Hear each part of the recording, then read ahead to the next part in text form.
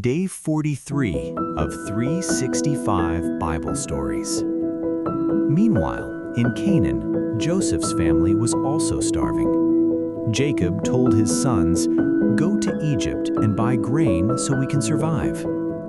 10 of the brothers left, but Jacob kept Benjamin at home. He loved Benjamin deeply, just as he once loved Joseph, and was afraid to lose him too. The brothers traveled across the desert and arrived in Egypt. They went to the governor and bowed before him, not realizing it was their own brother, Joseph.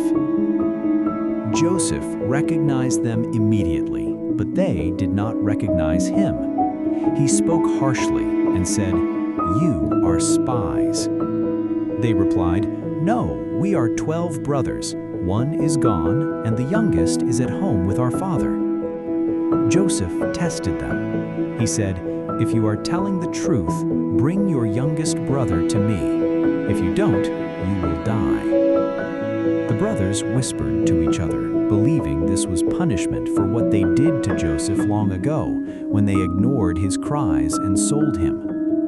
Joseph understood them. Overcome with emotion, he turned away and cried.